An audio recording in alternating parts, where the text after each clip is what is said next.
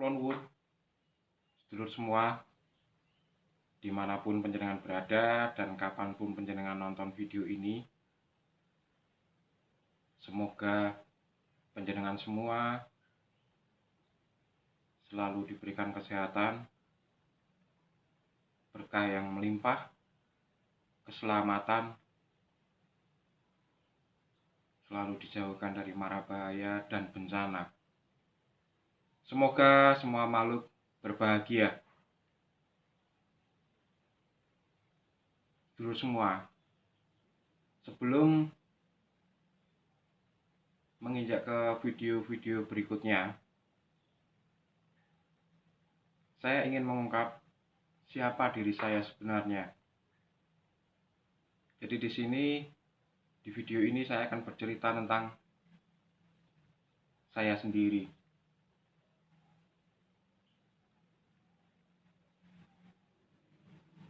Jadi langsung saja, bahwa saya ini terlahir dari keluarga yang biasa saja, dari kaum rakyat jelata biasa, yang kebetulan saya lahir di keluarga Katolik. Bapak saya seorang TNI Angkatan Udara,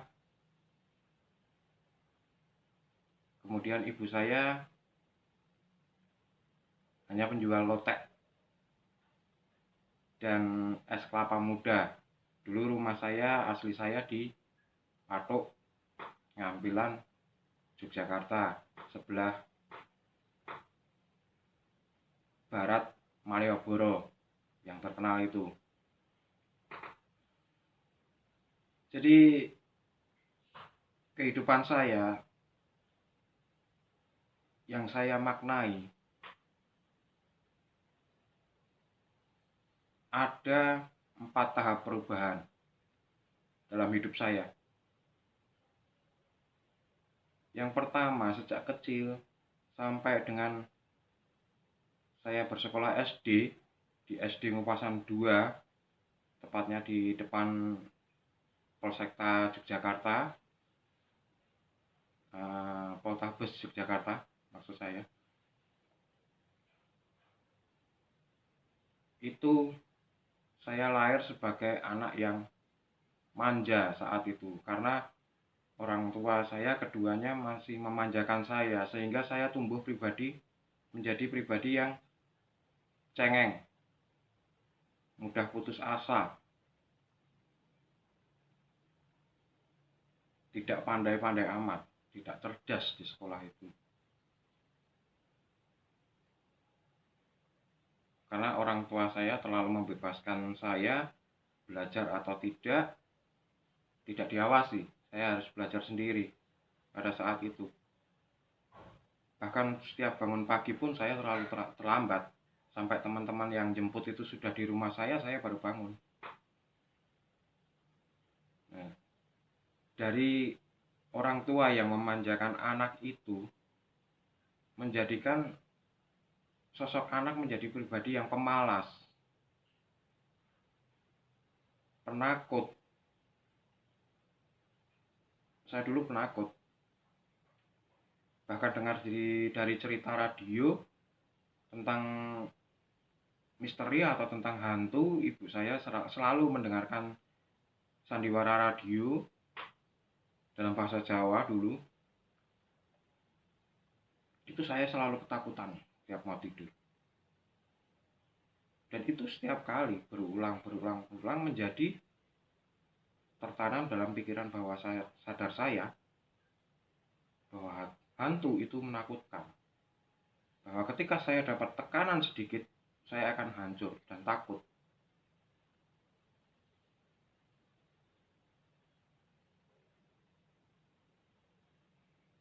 Nah, dari situ saya tumbuh menjadi anak yang biasa-biasa saja, walaupun secara kehidupan materi saya dicukupi.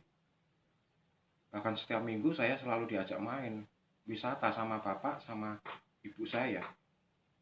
entah ke Kaliurang, entah ke Parangtritis, entah kemana tempat wisata-wisata, sampai ke Pajimatani Mogiri, Gua Slarong. Saya tidak menemukan apa-apa di sana. Saya hanya main, tapi saya tidak tahu saya harus mencari apa di sini.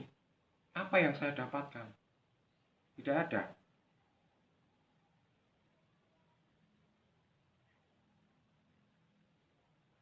Nah, ini era perkembangan saya yang pertama. Kemudian era perkembangan saya yang kedua adalah saya sejak bersekolah di SMP. Ketika lulus SD, saya kenal dengan sahabat saya dari Patok juga. Kebetulan beliaunya lebih lebih sepuh dari saya. Waktu itu saya SD, beliau SMP. Ketika saya SMP, beliau SMA. Saya diajak sama beliau, ayo ikut silat, ayo ikut pencak silat. Nah, dari situlah sejak saya SMP kelas 1 saya bergabung dengan pencak silat.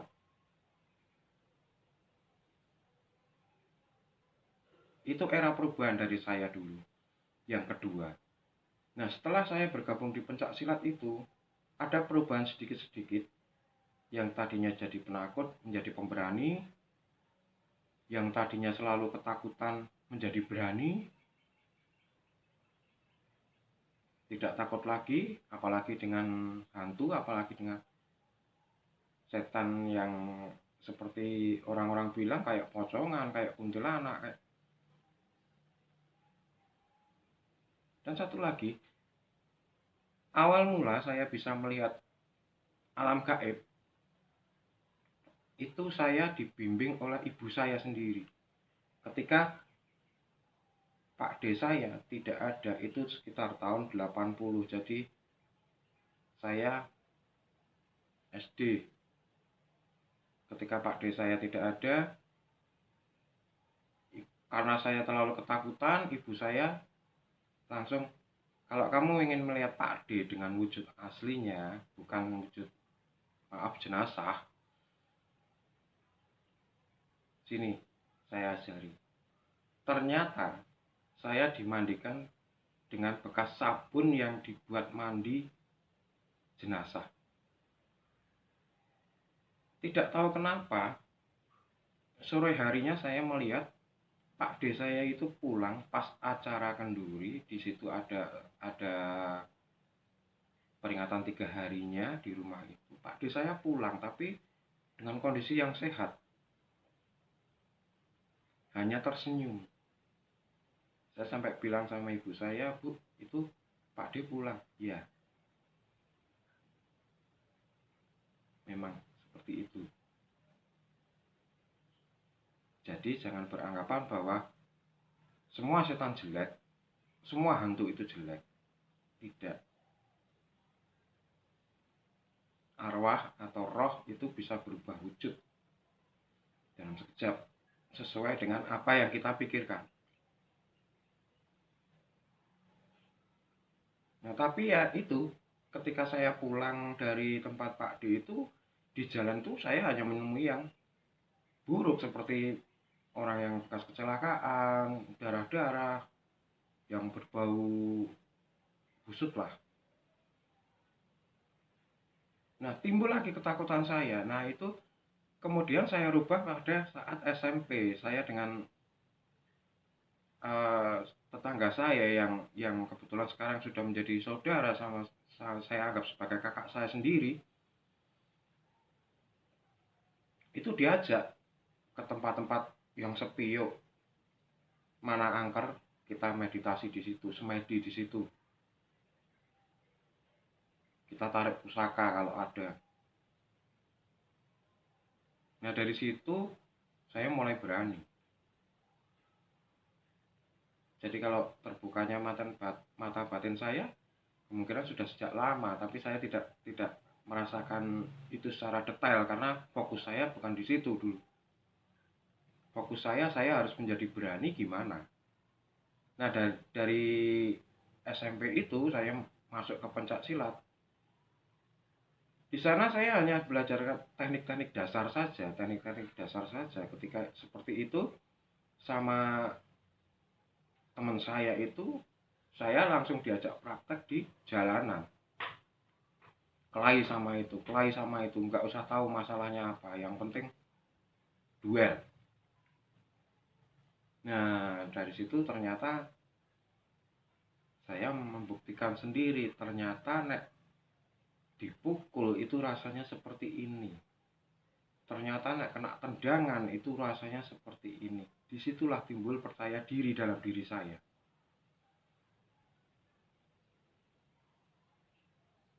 Artinya setiap kali perkelahian, setiap kali duel, ya seperti itu. Nah, dari situlah saya mulai senang duel. Itu perubahan perubahan dalam diri saya ya, perubahan dalam perjalanan hidup saya.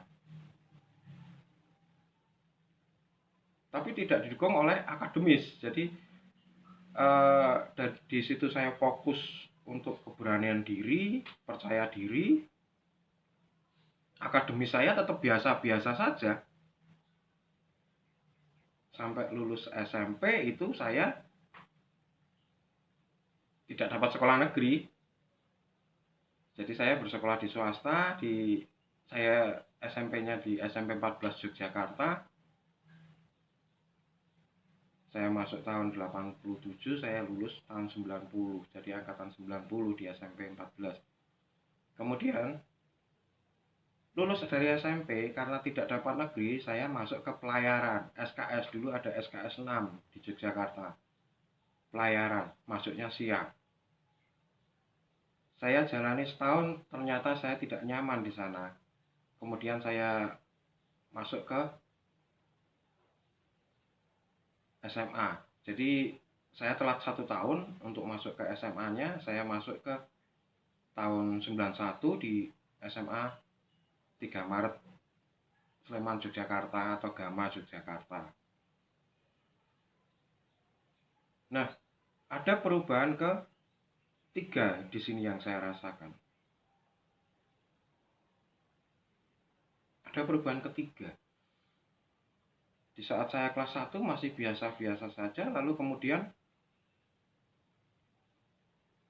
ada guru saya, wali kelas saya, kemudian wali kelas saya waktu itu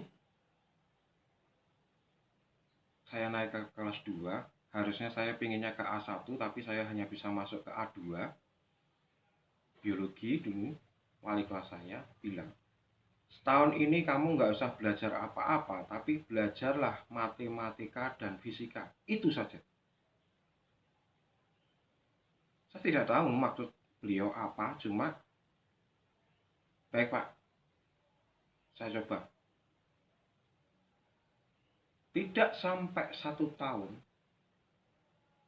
baru setengah tahun, ternyata saya rasakan sendiri.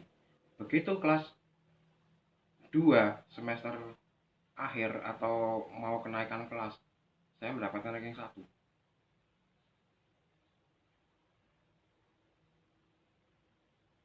Begitu kelas 3, saya selalu ranking 1.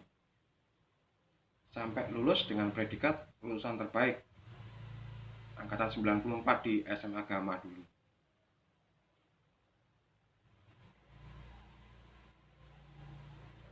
Nah, ini perubahan saya. Jadi seakan-akan pelajaran itu seperti nempel di otak saya, nggak tahu. Saya padahal tidak pernah belajar. Saya selalu main sama teman-teman ngeband. Seneng ngeband waktu itu, band heavy metal, Metallica dulu sih saya. Nah, sejak itu ada perubahan kedua dari akademis. Saya menjadi di atas rata-rata.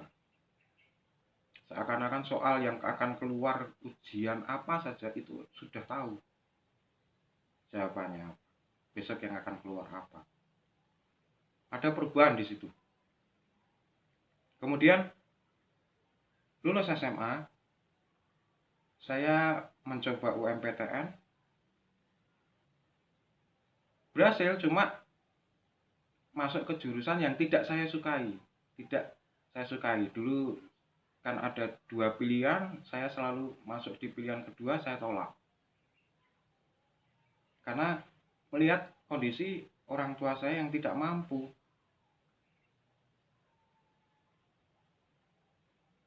Nah, dari situlah maka saya memilih ke AMP KPN D3. Nah, dari situ saya percepat. Saya kuliah, saya percepat, saya masuk di 95 karena dari SMA, lulus SMA itu niat saya kerja tapi orang tua saya melarang. Sudah, kamu harus kuliah dulu. Jadi, saya masuk di AMP KPN. Saya raih dalam waktu 2 tahun. Di AMP KPN yang harusnya 3 tahun saya raih dalam waktu 2 tahun. Kemudian dari AMP KPN, sialnya pada saat itu saya lulus kondisi sedang krisis moneter tahun 98.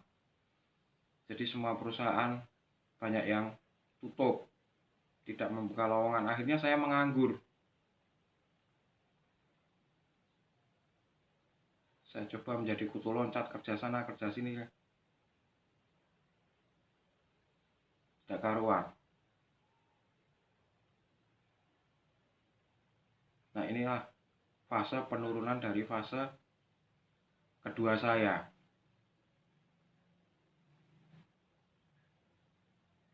Kemudian setahun dari YKPN saya teruskan ke STI YKPN untuk meraih gelar S1. Yang harusnya 2 tahun, 3 tahun saya raih dalam 1 tahun. Menjadi gelar S1. Jadi saya kuliah hanya 3 tahun. Menjadi S1. Untuk tingkat kecerdasan tidak berubah, cuma perjalanan kehidupannya yang berubah. Di situ pun saya masih memenuhi kegagalan, bahkan semua hubungan saya rasa mengalami kegagalan dan saya terpuruk. Semakin terpuruk.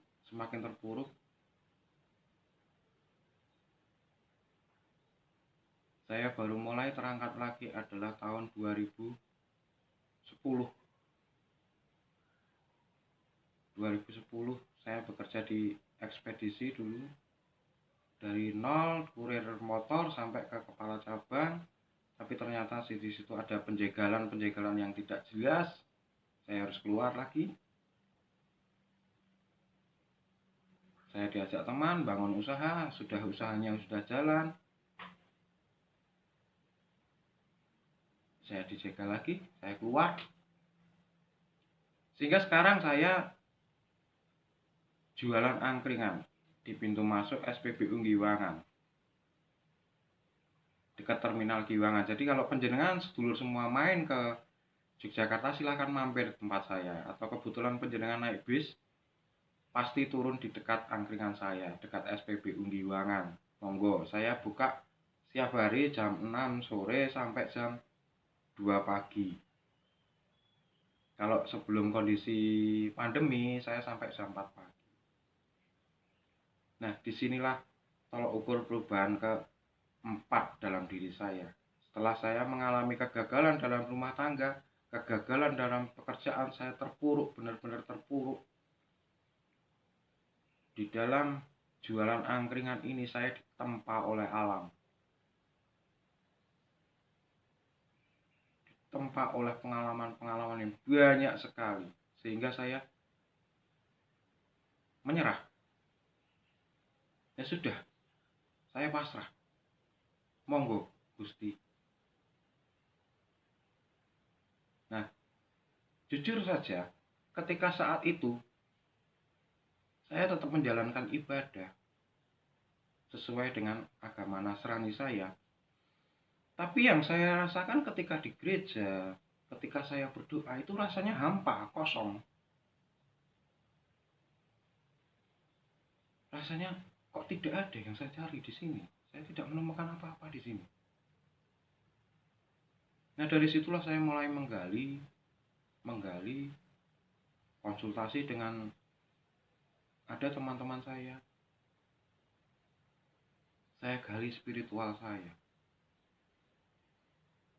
Di situ saya mulai merasakan kenyamanan. Oh, ternyata kebahagiaan itu di sini. Oh, ternyata kehidupan manusia itu titik fokusnya di sini. Nah, jadi sampai sekarang ini saya masih jualan di sana. Saya merasakan kenyamanan, dan setiap kali saya membutuhkan materi yang benar-benar saya butuhkan, pasti tersedia entah dari manapun jalannya. Nah, itu yang saya rasakan, dulur, sampai merasakan kebangkitan spiritual dalam diri saya. Jadi kalau masalah apa, hal gaib, saya sudah bisa sejak SD, Mama. Masalah keilmuan, ilmu kanuragan, pencak silat, saya sudah bisa sejak SMP. Ya, di sini saya tidak mencari itu lagi, karena ternyata kalau di spiritual, ilmu kanuragan itu adalah tataran yang paling bawah. Bukan bermaksud merendahkan, tapi itu adalah tataran pertama dari spiritual. Tataran yang keduanya apa? Sembah cipta. Jadi kita menciptakan.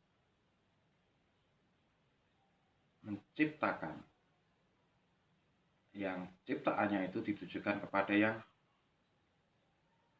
punya jagat. Kemudian sembah sukma.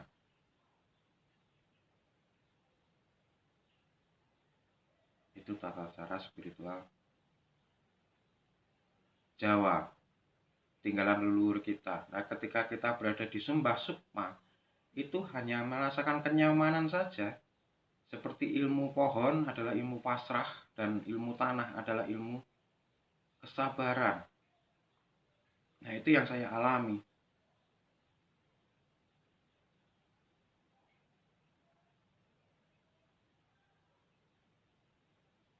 Baik, itulah pengenalan diri saya, sedulur. Semoga bermanfaat bagi penjenengan yang sedang mengalami masalah, sedang berada di titik terendah. Ayo bangkit. Bahwa hidup ini tetap berjalan, terus berjalan. Kalau penjenengan tidak bangkit, penjenengan akan ditinggalkan oleh alam. Tapi kalau penjenengan bisa berubah, penjenengan bisa bangkit, maka alam akan selaras dengan penjenengan dan memberikan apapun yang penjenengan mau.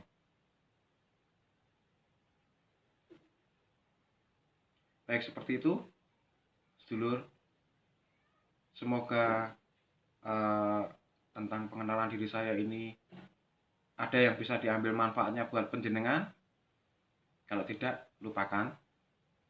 Dan saya berharap selalu dukung channel ini dengan like, subscribe, ataupun tinggalkan jejak di komen, agar channel ini bisa berkembang. Akhir kata, saya Tubagus Purnama Wijiarta dari Yogyakarta mengucapkan Rahayu.